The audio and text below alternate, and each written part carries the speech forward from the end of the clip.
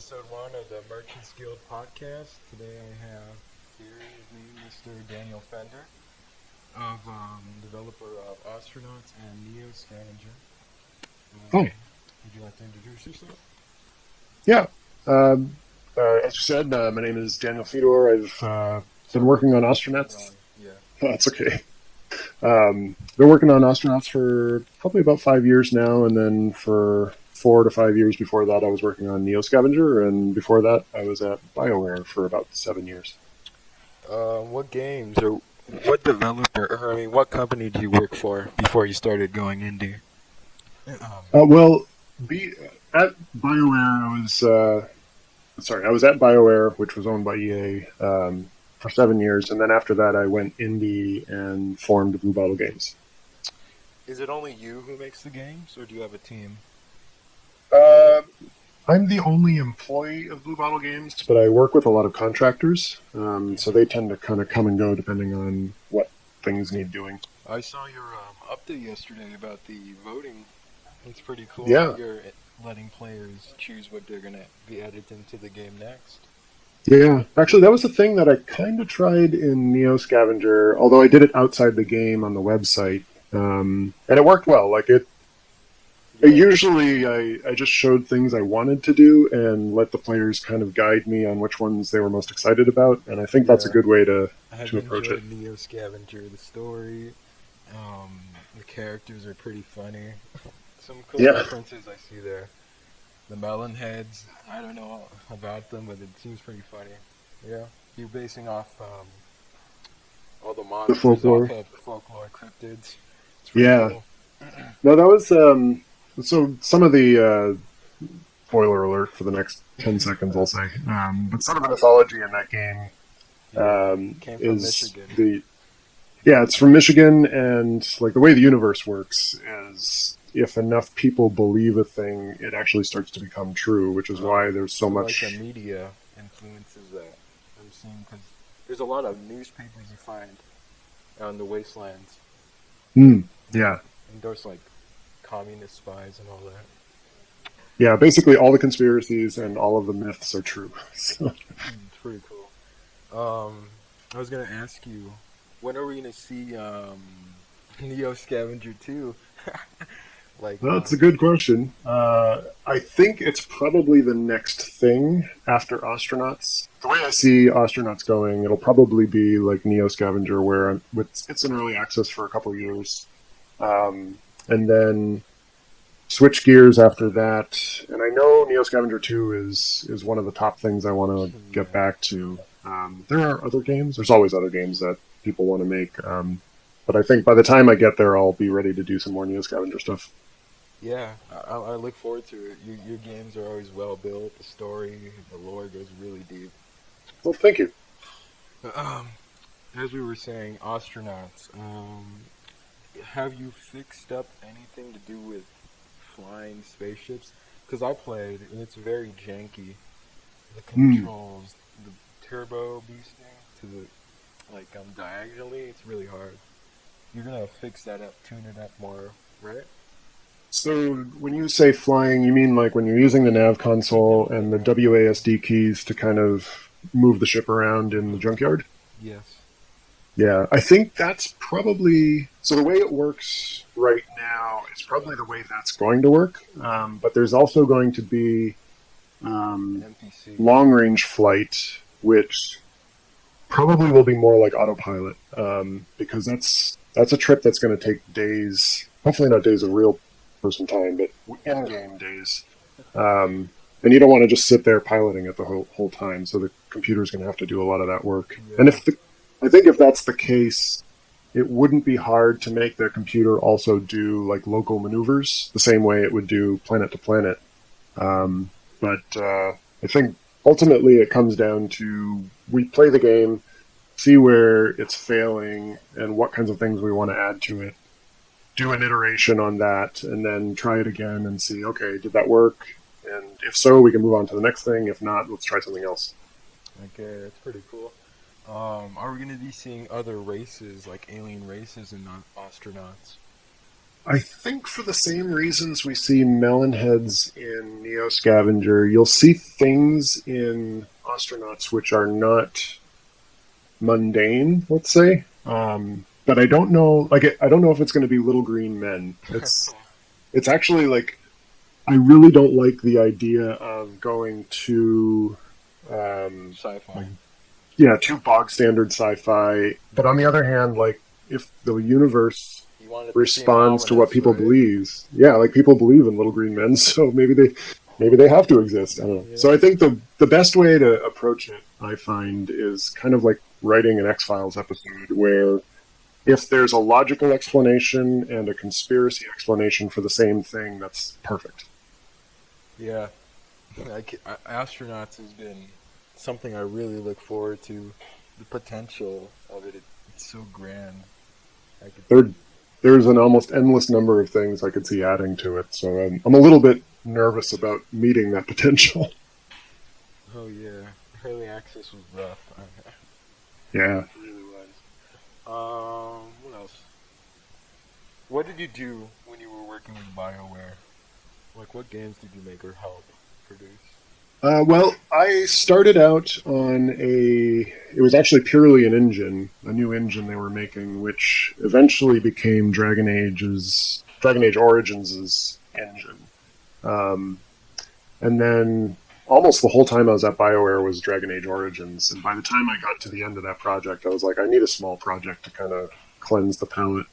Um, so I ended up working on another small project after that, which was canceled, and then I got rolled onto um, Mass Effect 3. Oh, Actually, really? Dragon Age 2 was in there too. I forgot about that. I basically left a few months after starting Dragon Age 2, though. Like I said, I wanted to kind of do a smaller project.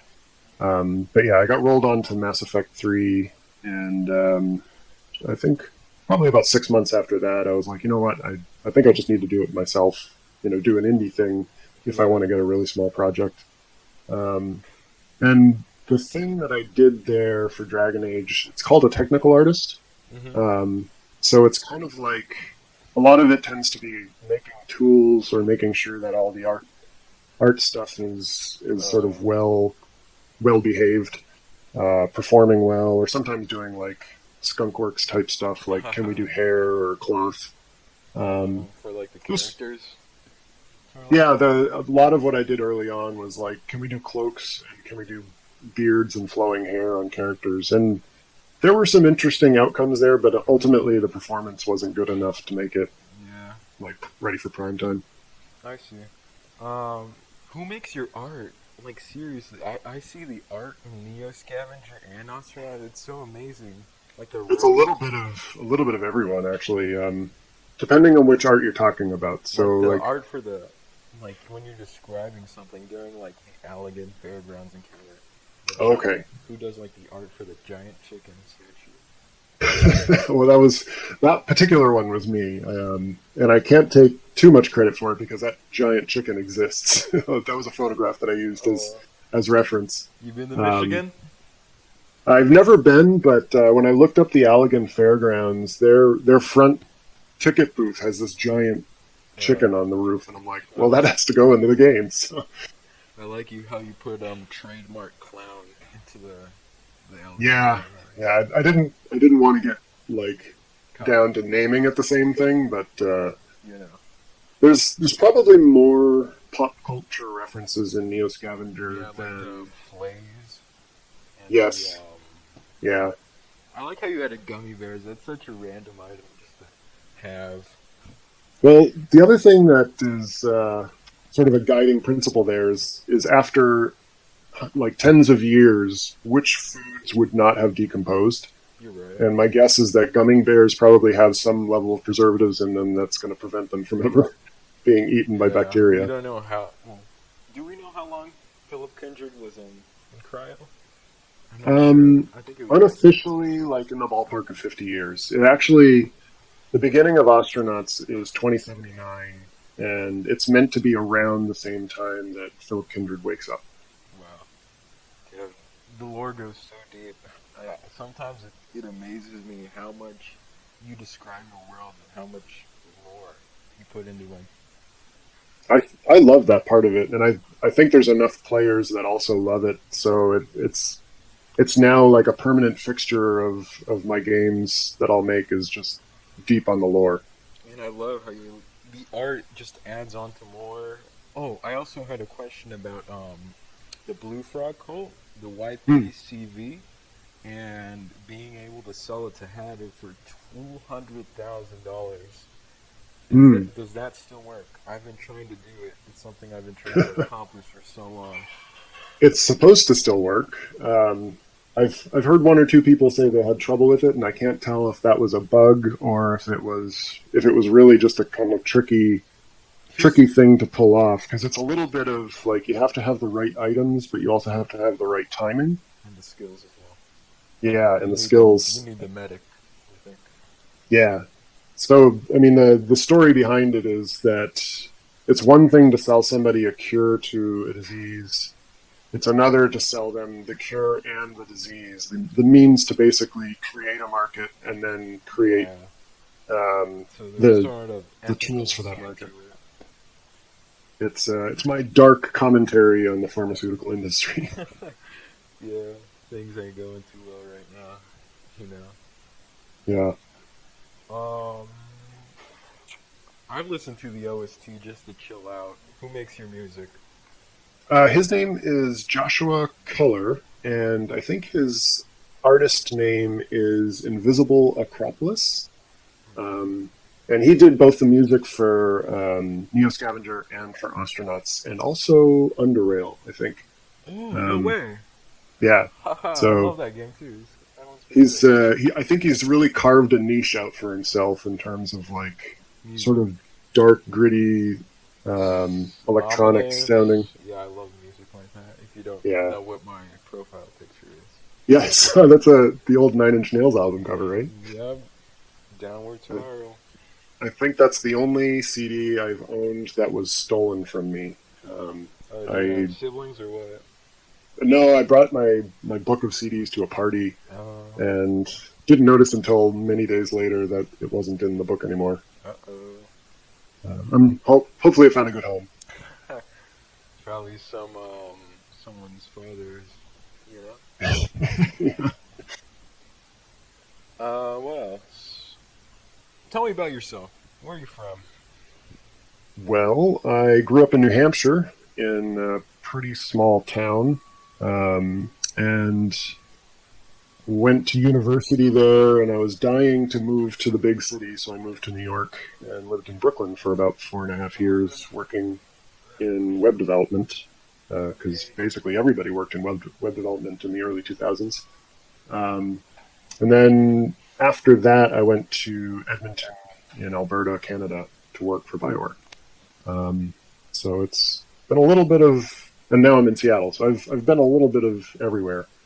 Um, along the 45th parallel. That seems to be my anchor. Oh, yeah. Have you ever met any other small indie game developers? I know you've mentioned Zomboid before. Have you met the team behind Zomboid? I actually haven't. So there was a point in time where I think it was on their, it might have even been on their title screen to their game. They're like, "You should check out Neo Scavenger." I'm like, "Wow, that was really nice of them." So I returned the Yeah. favor and put it on Neo Scavenger's title page. But I've never actually met them in person, just online. Yeah. I have met quite a few other indies, though. I mean, it kind of comes with the territory, and especially if you Yeah. go to enough events. PAX. Yeah, PAX being a big one for sure. Yeah. What else? Let's see. Astronauts. What inspired you? Let's see, like the moon landing or anything like that? Well, Sci-fi, a lot of X Files. a lot of uh, a lot of the stuff I grew up with and still like was part of the inspiration. So like the Aliens films, Blade Runner. There's a lot of crossover actually between I could see, inspirations for Neo Scavenger and inspirations I for could see sort of astronauts. a dystopian, sort of Yeah, cyberpunk future connected with sort of a sci-fi yeah. retro space. And I was hoping to kind of Star Trek. recreate the feeling of like Firefly and Cowboy Bebop and Oh, Aliens. Um, wow, dude, what a mix. Anime and a bit of horror. yeah, Yeah. like they all have this kind of Quirky little. ensemble of people Yeah. who are in like a really harsh world, and then there's just really cool sci-fi stuff around them. So Hey, um, is it okay if I invite a friend? yeah, He yeah, might go like ahead. he might like It's this. your podcast. I don't want to, you know, hold up what you're doing. You're a really busy man, I assume. I've got at least a couple more minutes, so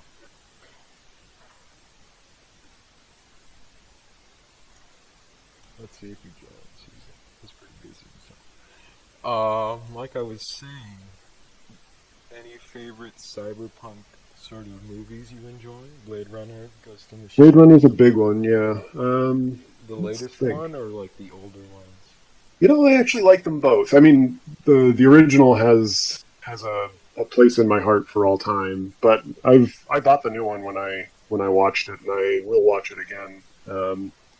I think I think they're different enough and the same enough for me to basically make space for both of them in my favorites. Um, but a lot of I would say a lot of my inspirational material is old pen and paper role playing games. Um, so like the Oh, Shadowrun series is nice. pretty cyberpunk. Rifts was another one.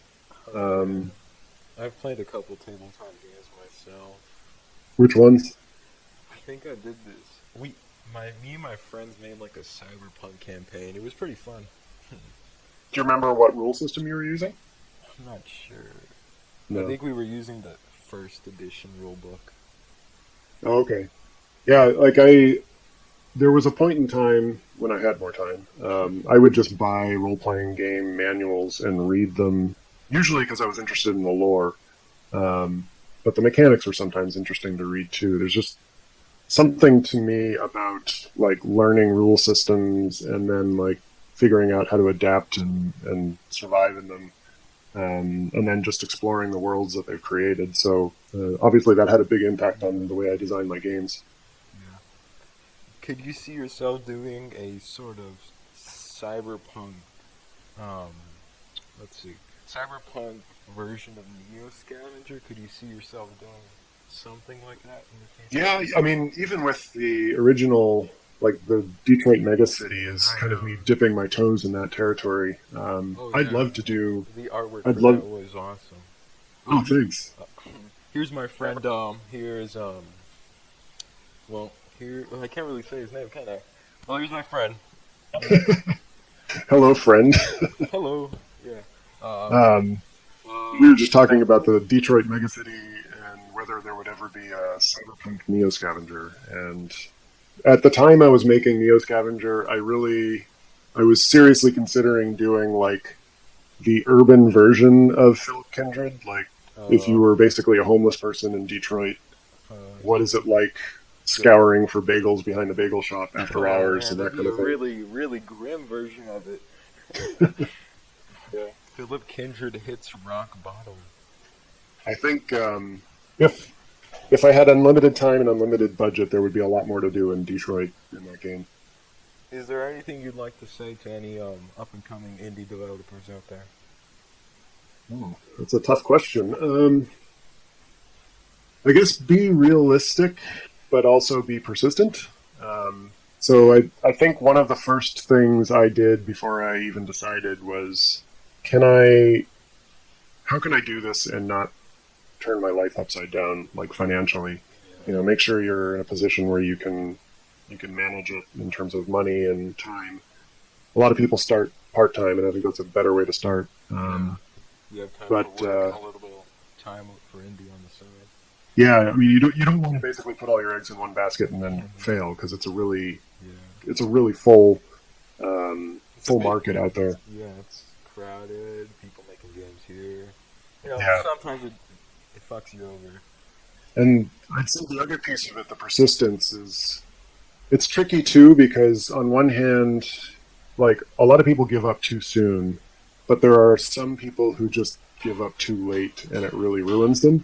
Yeah. Um, like I think of people like I don't remember his name, the guy who made Stardew Valley, for example. Oh, Um, yeah, he did really well. He had ultimate persistence, and he basically nearly sacrificed his life to make that game. You ever meet him? Um, I've never met him. Actually, I think he's out near where I am somewhere. But um, I like yeah, his I've never work. met him. But the stories I've heard are that it cost him a lot personally, Whoa. um, and that's a huge trade off. Like, be very careful if that's the path you're going to go down. We've And he spoke. got lucky too. I think Yeah. his game was ultimately successful. I don't think any other indie can expect that level of success without He a got lot of noticed stars by around. Chucklefish. I saw. He was he was published by Chucklefish, but I think he was working alone on it, wasn't Think so. And he, he? Yeah, I saw somewhere on the internet he drank tea while he was working on the game. Somewhere on the internet, I'm not sure. yeah. No, Uh, there's a few stories like that, which I think a lot of people get blinded by the light of those stories, and then when they go and try and do the same thing themselves, it, they end up sacrificing too much for it. So yeah, you gotta have that persistence to follow that. Just go through with it, but also have the time to focus on your life. just have perfect balance. It's that easy. Yep. It's easy to get caught up in that stuff. Yeah, So, you said we've spoken before the podcast, and you said sometimes indie games pay well some years, and some years not so much. Would you like yep. to add more on that? Uh, well, I mean, it it probably varies as many or as much as the number of people you ask. Everybody's going to have a different story there, but for me, it's currently paying just slightly less than cost of living. But in previous years, especially like when Neo Scavenger first hit Steam, it was quite a bit more than cost of living. Um, and in the long run, I've ended up basically about as well off as if I had stayed at my salary at BioWare when I left. I think if I had stayed at BioWare for the last 10 years, I'd probably be in a higher pay bracket by now. So I might actually be behind in that sense. Yeah, But yeah, I mean, like I'm doing okay by it. that's I good. live relatively comfortably, but I know some people who are extremely well off, and I know probably more people who are like, "This is a great hobby, but I'm not going to support myself on it." Yeah, it's just like the whole streaming thing going on right now. People are trying to live off it. The market's Yeah, oversaturated. actually, the streaming world is probably a really good like comparison. I agree.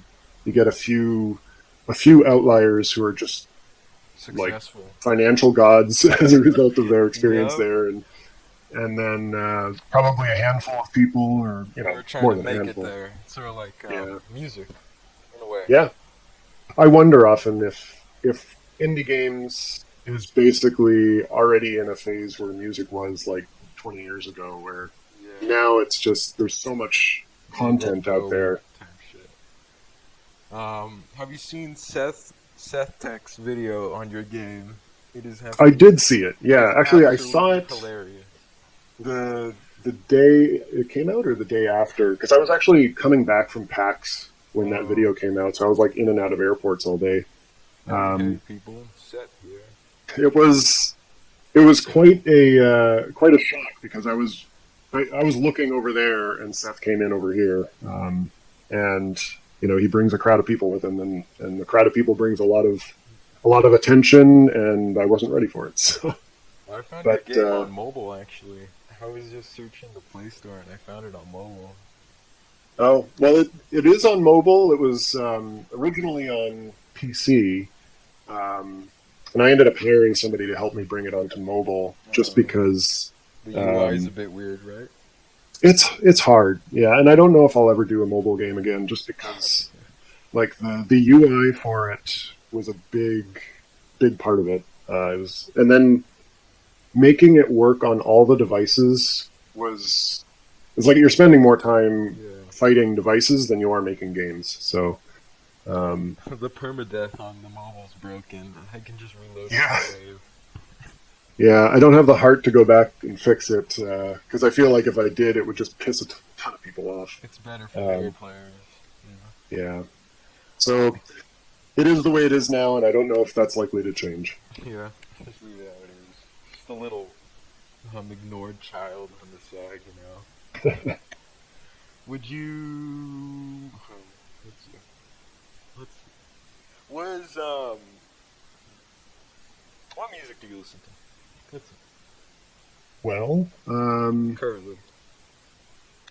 actually, I haven't listened to music at work in a while, which is usually where listen to music. But I do like a lot of electronic stuff, like Techno. Boards of Canada or Aphex Twin.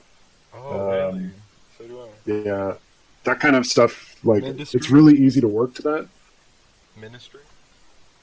I actually haven't listened to much Ministry, and it's funny because when I was at BioWare, my manager Dean Anderson, he was always wearing Ministry shirts to work, and I'm like, I should really check them out, but I haven't yet. Skinny puppy, you know, stuff like No, that. No. no, I'm not very let's say avant-garde when it comes to my music. I find stuff Musically by accident, and cultured. then I just go deep on it. Yeah. Um, Um, let's see. Let's see. I have a list here. It's kind of nervous because this is the first episode. You know, are you going to be publishing this on a website or this is on going to be like on iTunes or something? Spotify, and Oh, okay. I have a couple friends who can get it on SoundCloud. I have people who can do it for me. Cool. Let's see, anime. Let's see, what type of anime are you into? If you watch anime at all. I haven't watched a lot. I had a hard time getting into anime because of the dialogue, like the pacing of the dialogue and the kind of way that characters go through emotions. It tends to go a little bit fast or at a weird pace for me. But I did really enjoy Cowboy Bebop. I inadvertently grew up watching the the sort of precursor to Studio Ghibli did Flight of Dragons, Oh, um, which I still like to this day. I think it was an awesome movie. yeah. Um, I've only seen like and the first season of Cowboy Bebop. what's that? I've only seen the first season of Cowboy Bebop. How many seasons are there? I thought there was only one. I could be wrong I don't though. watch anime much. They did do a movie as well. Oh, they did. Uh, the guy who got me into that also got me into Samurai Champloo. Pretty much for the same reason. I mean, it's very music heavy, similar. I think it was the same studio that did it. And then was it Trigun? I think was the other one that he got me into. And I actually, at first, I almost didn't watch it, and then after a while, I was like, okay, I can get into this. Isn't Trigun sort of like robots? Sort of like a robot suit, sort of thing. Thought it was more like kind of futuristic or like apocalyptic western in like space or on planets or something like that. I'm not It's sure. been a while since I've seen it. So, Have you seen the Akira movie? oh yes, of course, I forgot about that. I should have listed that among sort of inspirational references because yeah, that was a biggie when I was a young one. Yeah, I must have assumed that because the artwork, I could see the inspiration from that. Yeah, and for that matter, like Ghost in the Shell is. A good one too. I've seen. I think I watched the trailer for that a billion times when I was in university because it was the only thing I could get my hands on. But I loved that. Yeah. I could see how Book of Eli, in a way, or The Road inspired you for Mm. Scavenger. If you've seen the movie or read the book, The I Road. noticed the comparisons. So I'm trying to remember when I saw The Road. Um, first of all, I totally agree. It feels like The Road. But I don't think I actually saw The Road until I was already under development. Like a lot of what inspired Neo Scavenger was Fallout, like right? Fallout sort of stuff. Fallout. Yeah, Rifts was a big one. A little bit of Shadowrun, Oregon Trail, just because it's kind of like the journey and Oh the yeah. survival aspects. Oh, have you seen Oregon Trail Director's Cut? I've only seen the game. I haven't actually played it. I mean, my friend had a question for you. Do you have a question? Okay. Were there any books that inspired you in making it? Books that inspired me? Yeah. Let me think. Well, it was a book, but I didn't read the book. The Postman, um, by Bryn, is it? I think the author's name is Bryn. Um, that one, there were a lot of a lot of the setting in that for sure, and there were even some scenes where I actually designed mechanics around the way the scene felt, like seeing a stranger approach you Wasn't it like from a afar. movie? The What's that? Postman? Wasn't the Postman like a movie as well? I think. Yeah, that's what I was introduced to it through was the film version, but I think it was a book before that. And there's a scene where he's walking through the woods and he sees somebody coming, and he's like, "Great, do I shoot him or do I say hello?" And that's what I wanted combat to feel like in Neo Scavenger. So like the option to speak. Yeah, But you it, know the bad Muthas ain't gonna talk to you. They want your loot. yes, they are not interested in talking. You can get them to talk. It takes a long time to kind of whittle them down, but it was possible. I remember testing just to see if it would work, and it did, but it's not easy. Um, how do I get access to the Yukon edition of Neo Scavenger? Do I have to be in a certain region? You have to go back in time. That version, there were only 600 copies of that. Uh, And that was like you bought the Yukon edition. It came with the a jar physical of- postcard that I signed and sent to you, and then an in-game item, and you got like feature votes. So it was like a bundle kind of thing. you got a jar of idols. I remember. Yep, that was the in-game item. So it was more of like a support the developer kind of thing, and you got some thank you stuff with it. And the jar of eyeballs is, I think people are more enamored with it now that they can't have it. But it was a fairly minor effect that it had on the game. It only increased your what was that stat when you were camping? Your sleep awareness, Yeah, yeah, and then like a demon or something would come and try to take you for your eyes or something like that. yeah. Yazinka, Yazuka, is Russian. like a witch. So she's interested in eyes, and normally she just goes for whoever's nearby. But if you have that artifact, she will drop everything and come from wherever she is on the map from the moment you spawn. So People usually say that the DMC guards would take care of her for you before she. yeah, if you use your NPCs accordingly, you'll probably be okay. Yeah, sleeping by the DMC is a pretty good idea. Yep. Let's see. Do you have any questions, dude? Oh, sorry, I didn't know what you were asking. I'll let you can ask some questions. Oh no, you go ahead. I didn't have a question. So Oh, okay. You can ask some questions, dude. Huh? Nothing. Oh, something's going on with this internet.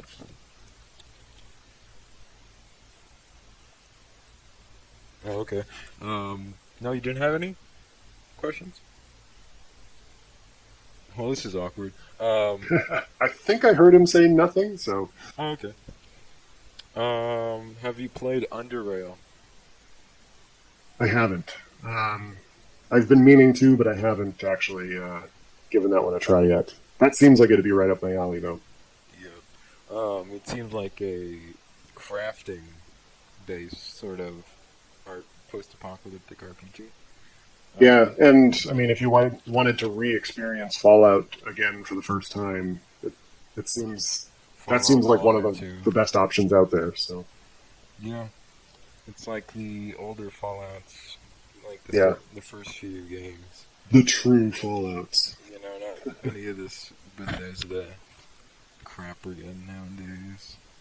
It's all a I actually I like certain things about Bethesda, and actually I kind of wish they would go back to the way they handled rules in Morrowind, where like stats didn't have caps, and then you could basically become godlike because it was almost like wielding real magic in that universe. Yeah. Um, I heard that they were bought out by Microsoft, something yeah, like that. yeah, that was only a couple weeks ago, I think. Which that'll be And interesting. Obsidian, we might get another Fallout game. You never know. Yeah. Well, I mean, with Microsoft behind them, they can basically do whatever they want. They've proven that they can generate big titles on a Oh regular no, yeah. cadence. So, You were gonna say something, dude? No. Okay. Let's see. Hmm. What games are you playing currently? What are you playing right now? believe it or not, a lot of Forza Horizon 4. Oh, racing. Um, I I used to play a lot of Forza, almost like to sort of unwind at the end of the day, like driving and just Just chilling. I don't know. It's almost like meditating. So, and I So do like you cars a lot. So I think that was kind of a good mix of things for me. you can just turn off your brain and just drive, you know? Yeah, it's like driving through the countryside aggressively or passively, depending on how the day went. But yeah, I think almost exclusively in the last couple of weeks. That's what I've been Oh, playing. he's having trouble with his mic, he says. Okay, no Oh, okay. wonder. What college did you go to? I forgot. You said earlier, but I don't have a good memory. What college did you go to? University of New Hampshire, so state university. Oh, you're from New Hampshire, eh? Yep. A. born and raised, right? Yeah. I was there for 22 years before I moved out. Sounds interesting. What's your favorite type of food? Oh. You know what? Indian food. Chicken tikka masala, or God, I wish I could remember what it was called. When I worked in New York, I discovered this combo dish, and it was either keema or korma. It was like minced lamb. Usually had some green peas and then some pag paneer on the side. It was just like I don't know. I could eat up every day of the week at that place. A little bit of burning in the throat, but it was also extremely hearty and filled you up. Sounds like a good deal. Yeah. Well, yeah.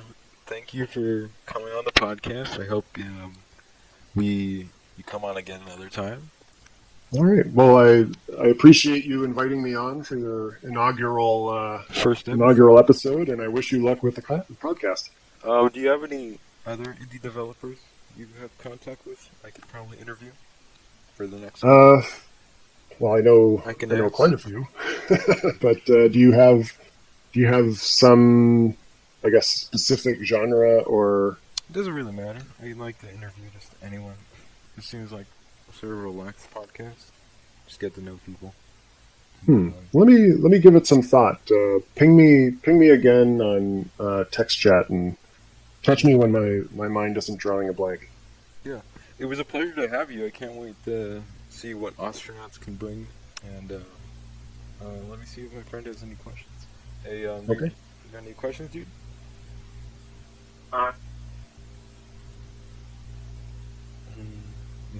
Yeah. His mic isn't acting the best here. But then, Get that man a better mic. he's having trouble. It's okay. Maybe for the next time. But Okay. yeah, it was a pleasure having you on.